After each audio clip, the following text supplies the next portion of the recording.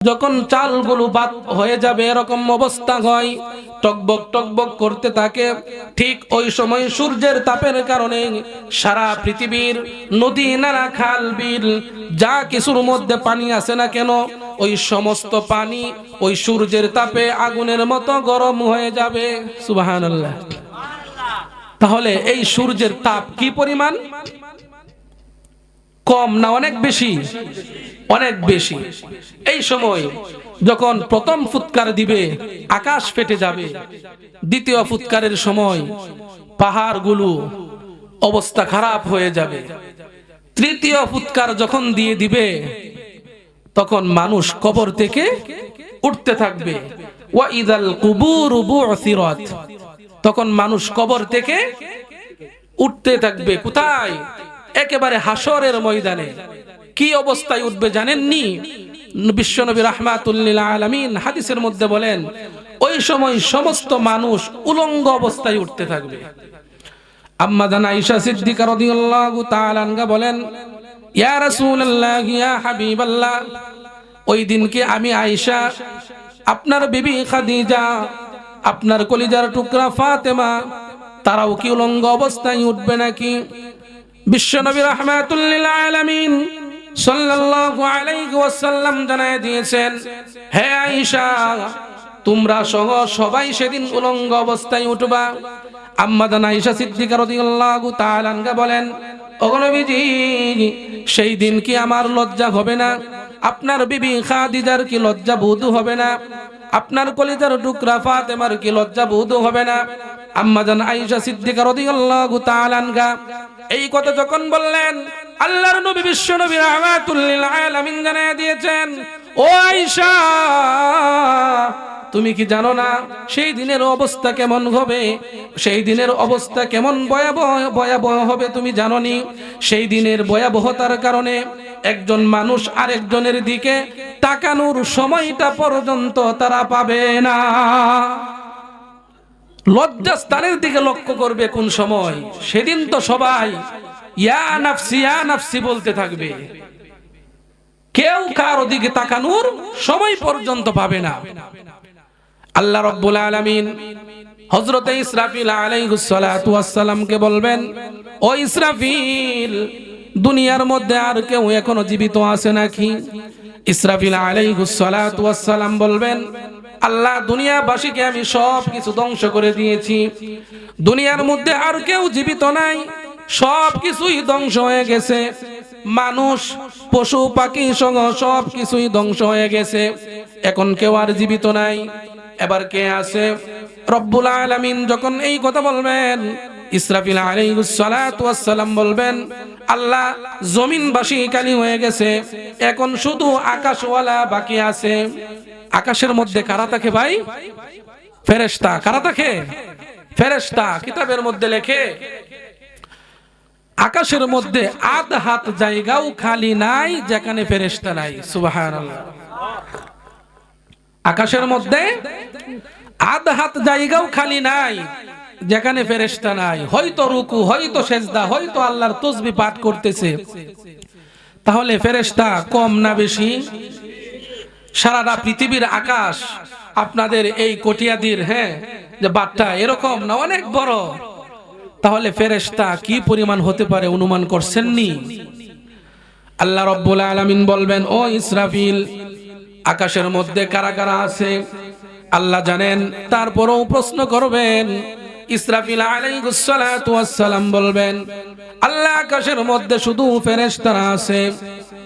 আল্লাহ রাব্বুল আলামিন বলবেন, ওরে ইসরাফিল, আকাশবাসীকেও তুমি খালি করে ফেলো, আকাশকেও তুমি খালি করে ফেলো, আকাশের মধ্যে যারা বসবাস করে তাদের রূহ তুমি কবজ করে নিয়ে আসো। ইসরাফিল আলাইহিস সালাতু ওয়াস সালাম বলেন, আল্লাহ রাব্বুল আলামিন যখন আমাকে আদেশ করবেন, আমি সঙ্গে সঙ্গে আকাশের সমস্ত ফেরেশতাদের রূহ কবজ করে নিয়ে যাব।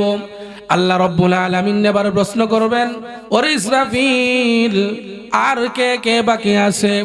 ইসরাফিল আলাইহিস সালাতু ওয়াস সালাম বলেন, আল্লাহ, আর কেউ বাকি নাই, শুধু 12 জন ফেরেশতা, তার মধ্যে আমরা 4 জন, আমি ইসরাফিল, জিব্রাইল, মিকাইল, আর হলো আজরাইল।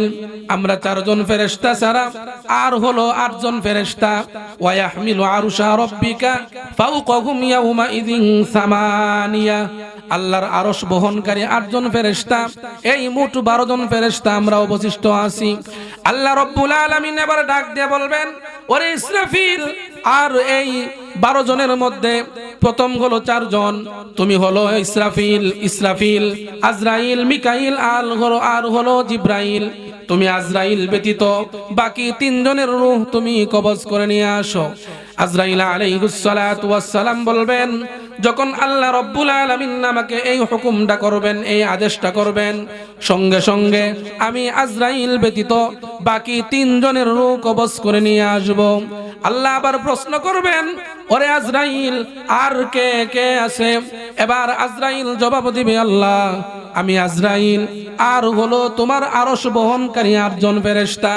আল্লাহ রাব্বুল আলামিন বলবেন, আজরাইল, তুমি ব্যতীত বাকি 8 জনের রূহ তুমি বের করে নিয়ে আসো। আজরাইল আলাইহিস সালাতু ওয়াস সালাম বলেন, আমি ব্যতীত বাকি 8 জনের ফেরেশতা আমি রূহ বের করে নিয়ে আসব। সবাই কিছু শেষ হয়ে যাবে। এবার আল্লাহ রাব্বুল আলামিন ডাক দিয়ে বলবেন, ওরে আজরাইল, আর কে কে বাকি আছে? এইবার আজরাইল আলাইহিস সালাতু ওয়াস সালাম ডাক দিয়ে বলবেন, আল্লাহ, আমি আজরাইল, আর হলো তুমি আল্লাহ, তোমার তো কোনো মরণ নাই, তোমার কোনো মরণ নাই, তুমি আর আমি আজরাইল ছাড়া আর কেউ এই পৃথিবী বা এই এখানে আর কেউ জীবিত নাই। আল্লাহ রাব্বুল আলামিন বলবেন, আজরাইল, তুমি কোন জায়গার মধ্যে অবস্থান করতেছো? আজরাইল আলাইহিস সালাতু ওয়াস সালাম বলেন, আমি এখন আছি আরশের নিচের মধ্যে। আল্লাহ রাব্বুল আলামিন ওই সময় ডাক দিয়ে বলবেন, ও আজরাইল, তুমি লক্ষ্য করে দেখো আরশের মধ্যে গেইটের মধ্যে কি লেখা। আজরাইল আলাইহিস সালাতু ওয়াস সালাম গেইটের মধ্যে একটি লেখা আছে, ওই লেখাটা পরে বলবেন, আল্লাহ, গেইটের মধ্যে লেখা আছে আরশের নিচে যারাই থাকবে তাদের সকলেরই মৃত্যুবরণ করতে হবে, আর আরশের উপরে যিনি থাকবেন তার কোনো মরণ নাই। সুতরাং আজরাইল, তুমি তো হইলা তুমি আরশের নিচে, সুতরাং তোমারও মৃত্যুবরণ করতে হবে। তখন আল্লাহ রাব্বুল আলামিন মৃত্যুর কষ্টটা, মৃত্যুর সাকরাত, মৃত্যুর যন্ত্রণা আজরাইল আলাইহিস সালাতু ওয়াস সালামের শরীরের মধ্যে ছেড়ে দিবেন। আজরাইল আলাইহিস সালাতু ওয়াস সালাম বলেন, মৃত্যুর যন্ত্রণা এত কঠিন যদি জানতাম তাহলে পৃথিবীর মানুষের রূহ আমি এত কষ্ট দিয়ে বের করতাম না। তানবীহুল গাফিলিন কিতাবের মধ্যে আল্লামা আবুল্লাহ সমরকন্দি রাহমাতুল্লাহি আলাইহি বলেন, ওই সময় ওই আজরাইল আলাইহিস সালাতু ওয়াস সালাম জান্নাত এবং জাহান্নাম এই দুইটার মাঝখানে নিজেই লাফ দিয়ে নিজের রূহটাকে বের করে নিবে। কিয়ামত হয়ে যাবে, সমস্ত মানুষ হাসরের ময়দানের দিকে রওনা হয়ে যাবে। কিতাবের মধ্যে লেখে, সমস্ত মানুষ যখন পেরেশান হয়ে যাবে, হাসরের ময়দান কায়েম হয়ে যাবে, মানুষ শুধু পেরেশান দৌড়াদৌড়ি করতে থাকবে। সূর্যটা মানুষের আধা হাত উপরের মধ্যে চলে আসবে, কারো ঘাম মানুষের হাঁটু পর্যন্ত হবে, আবার কারো ঘাম কোমর পর্যন্ত হবে, আবার কারো ঘাম গলা পর্যন্ত হবে, আবার কারো ঘাম তাদের সাঁতার হয়ে যাবে। সমস্ত মানুষ যখন পেরেশানির মধ্যে লিপ্ত থাকবে, কিন্তু হাসরের বিচার কায়েম হবে না। সমস্ত মানুষ পেরেশান আর পেরেশান, কার কাছে যাব, কার কাছে গিয়ে বলবো হাসরের বিচার কায়েম করার জন্য? কিতাবের মধ্যে পাওয়া যায় সমস্ত মানুষ বাবা আদম আলাইহিস সালাতু ওয়াস সালামের কাছে যাবেন, গিয়ে বলবেন, বাবা আদম, আল্লাহকে বলেন যেন হাসরের মাঠ কায়েম করে ফেলে, বিচারের কার্যক্রম যেন শুরু করে ফেলে। তার কারণ হলো আর কষ্ট সইতে পারতেছি না, হয়তো জান্নাতে যাব, না হয় জাহান্নামের মধ্যে যাব, আপনি গিয়ে একটু আল্লাহর কাছে সুপারিশ করুন। আদম আলাইহিস সালাতু ওয়াস সালাম বলেন, লাস্তু হাহুনা, এই কাজের জন্য আমি যোগ্য নই, আমি যাইতে পারবো না। তার কারণ হলো আমারও এখন ভয় করতেছে, সুতরাং আমার কাছে না এসে তোমরা হযরতে নূহ আলাইহিস সালাতু ওয়াস সালামের কাছে চলে যাও। সমস্ত হাসরবাসী হযরতে নূহ আলাইহিস সালাতু ওয়াস সালামের কাছে গিয়ে বলবেন আল্লাহর কাছে সুপারিশ করার জন্য আল্লাহ রাব্বুল আলামিন যেন বিচারের কাজ শুরু করে দেয়। নূহ আলাইহিস সালাতু ওয়াস সালাম বলবেন লাস্তু হাহুনা, এই কাজের জন্য আমি যোগ্য নই, আমি পারবো না। সুতরাং তোমরা ইব্রাহিম আলাইহিস সালাতু ওয়াস সালামের কাছে চলে যাও। সমস্ত হাসরবাসী মিলে হযরতে ইব্রাহিম আলাইহিস সালাতু ওয়াস সালামের কাছে যাবে, গিয়া বলবেন ইব্রাহিম আপনি ছিলেন আল্লাহর পয়গম্বর খলিলুল্লাহ, আল্লাহ আপনাকে অনেক মহব্বত করত, অনেক ভালোবাসতো। ইব্রাহিম ওগো আল্লাহর পয়গম্বর, আল্লাহ রাব্বুল আলামিনের কাছে গিয়ে আপনি একটু সুপারিশ করুন। ইব্রাহিম আলাইহিস সালাতু ওয়াস সালাম বলবেন লাস্তু হাহুনা, এই কাজের জন্য আমি যোগ্য নই, আমি পারবো না। তোমরা হযরতে ঈসা আলাইহিস সালাতু ওয়াস সালামের কাছে চলে যাও। সমস্ত হাসরবাসী যখন হযরতে ঈসা আলাইহিস সালাতু ওয়াস সালামের কাছে চলে যাবে, ঈসা আলাইহিস সালাতু ওয়াস সালামকে বলবেন আল্লাহর কাছে সুপারিশ করার জন্য। ঈসা আলাইহিস সালাতু ওয়াস সালাম বলেন লাস্তু হাহুনা, এই কাজের জন্য আমি যোগ্য নই, কিন্তু একজন লোকের সন্ধান দিতে পারি। ওই লোকের কাছে যদি তোমরা যাও অবশ্যই আশাবাদী, উনি তোমাদের জন্য আল্লাহ রাব্বুল আলামিনের কাছে সুপারিশ করবে। সমস্ত হাসরবাসী হযরতে ঈসা আলাইহিস সালাতু ওয়াস সালামকে বলবেন লোকের নামটা বলে দেন আর জায়গাটা বলে দেন, কোথায় গিয়ে পাবো।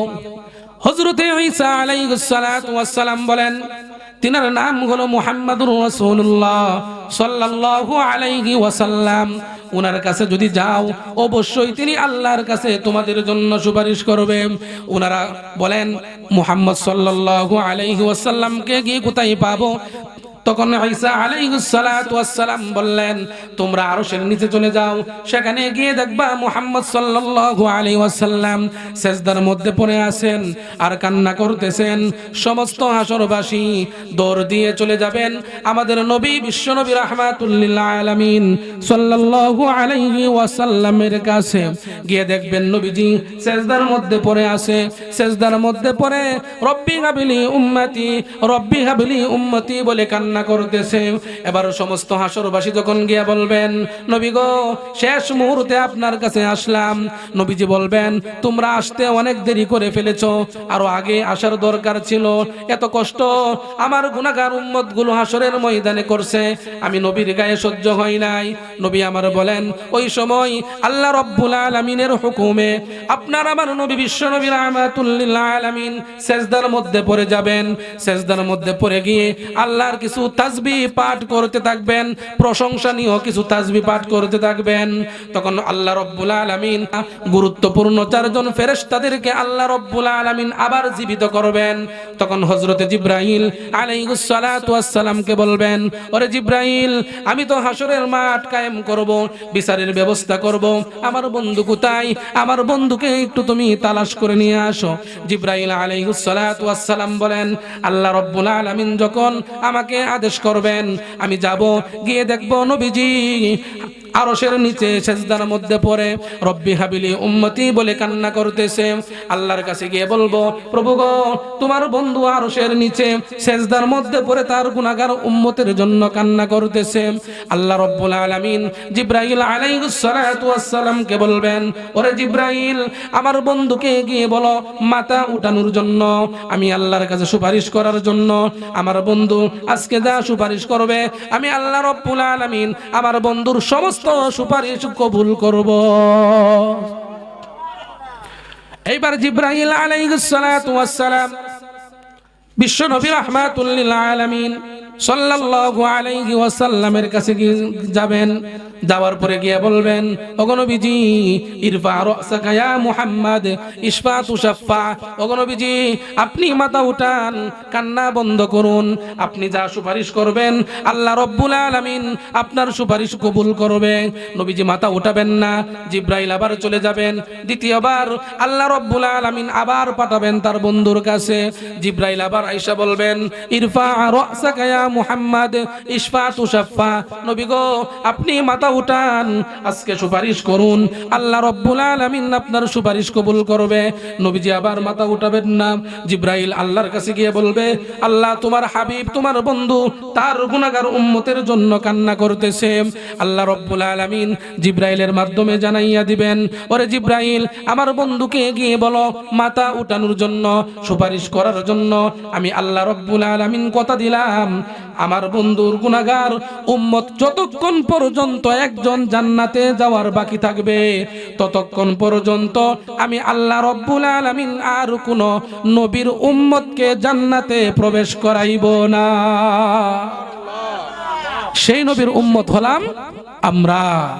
সেই নবীর উম্মত হয়ে আমরা ভাগ্যবান না ভাগ্যবান না ভাই?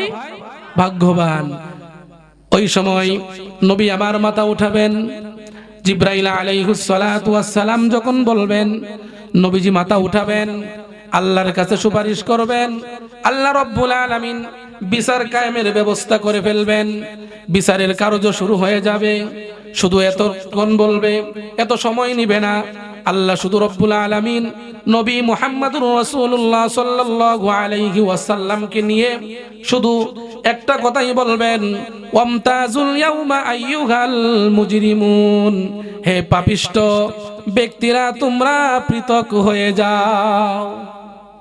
একটা কথাই বলবেন, ওয়ামতাজুল ইয়াউমা আইয়ুহাল মুজরিমুন, হে পাপিষ্ঠ ব্যক্তিরা তোমরা কি হয়ে যাও? আলাদা হয়ে যাও। এই জন্য ভাই সেদিনের অবস্থাটা এমন ভয়াবহ হবে, কোথাও যাওয়ার রাস্তা থাকবে না। এই জন্যই কিয়ামতের যে আগ মুহূর্তে কিছু নমুনা হবে এইগুলো এখন থেকে শুরু হয়ে গিয়েছে, কিন্তু সেদিনের অবস্থাটা কেমন হবে? আল্লাহু আকবার। সূর্যের 13টা মুখ যখন ওই হাসরবাসীর দিকে দিয়ে তার যত শক্তি আছে সমস্ত শক্তিটা নিচের দিকে দেওয়া শুরু করবে, তখন সেদিন মাথার মগজগুলো মোমের মধ্যে আগুন ধরালে যেমন গলে গলে নিচে পড়ে যায়, সেদিন মানুষের মাথার মগজগুলো গলে গলে নিচে পড়ে যাবে। তো এই জন্য ভাইরা আমার, এই কিয়ামতের ভয়াবহতা এবং হাসরের ময়দানে যে আমাদের বিচারের ব্যবস্থা আছে, আমাদের নেক আমল বদ আমল সব কিছুর হিসাব দিতে হবে। এইগুলো আমরা বিশ্বাস করি না? করি না? যদি বিশ্বাস করে থাকি তাহলে এই দুনিয়ার যতদিন হায়াত আল্লাহ রাব্বুল আলামিন বাকি রাখছেন, এই হায়াতের মধ্যে নেক আমল করার দরকার আছে না নাই? আজ থেকে এই মাহফিল থেকে আমরা ওয়াদা করব, এক ওয়াক্ত নামাজও আমরা ইনশাআল্লাহ কাজা করব না ভাই। হাত তুলে দেখি, আমরা নিয়ত করতে পারি তো ভাই ইনশাআল্লাহ? আল্লাহ রাব্বুল আলামিন আমাদের সকলকেই 5 ওয়াক্ত নামাজ জামাতের সাথে আদায় করার তৌফিক দান করুন। সকলে বলেন আমিন। আরেকটা কথা হলো, যেটা এখন সচরাচর সব জায়গায় চলতেছে, যেটা হলো বেপরদা নারী। বেপরদা নারী। একটা পুরুষ কখন সে গুনাহে লিপ্ত হয়ে যায়? যখন একটা নারীর চেহারা দেখে, একটা নারীর চেহারা দেখে। কিন্তু মা বোন যারা আছি আমরা যদি আমাদের মেয়েদেরকে, আমাদের সন্তানদেরকে, আমাদের মাকে, আমাদের বোনকে পর্দার মধ্যে রাখি, তাহলে কি পুরুষদের গুনার আশঙ্কা আছে না নাই? মানুষ যদি পর্দা করে মহিলারা, তাহলে কি কেউ তাদের দিকে লক্ষ্য করবে? বর্তমান সময়ে একটা জিনিস বেশি চলতেছে, সেটা হলো পরকিয়া। সেটা হলো পরকিয়া বেশি চলতেছে। এক লোক আরেক মহিলার দিকে আসক্ত, তার সাথে কথা বলে, মোবাইলের মাধ্যমে যেভাবে হোক কথা বলে, তখন তার প্রতি প্রেমের আসক্ত হয়ে তখন শয়তান তাকে বিভিন্ন বড় বড় গুনার কাজের মধ্যে নিয়ে লিপ্ত করে। এই যে পরকিয়াগুলো এখন সমাজের মধ্যে কম না বেশি? বেশি। এটাও একটা কিয়ামতের আলামত। এটাও একটা কিয়ামতের আলামত। আজ থেকে 30-25 বছর আগে গ্রামের মহিলারা এমন ভাবে ঘুমটা দিয়ে রাস্তা দিয়ে চলাচল করত, যদি খালি দেখছে একজন পুরুষ আসতেছে, ঘুমটাটা লম্বা করে একেবারে রাস্তা থেকে নেমে ক্ষেতের মধ্যে চলে যাইতো ভাই। ঠিক না বেঠিক? আর বর্তমান সময়ে রাস্তাঘাটে চললে এটা কি পাওয়া যায়? কোনো দেখা যায়? এই জন্য ভাইয়েরা আমার, আমরা বিশেষ করে আমরা আমাদের ফ্যামিলির যারা মহিলা আছে আমাদেরকে আমরা তাদেরকে পর্দার মধ্যে রাখার চেষ্টা করব ইনশাআল্লাহ। ভাই পারবো তো?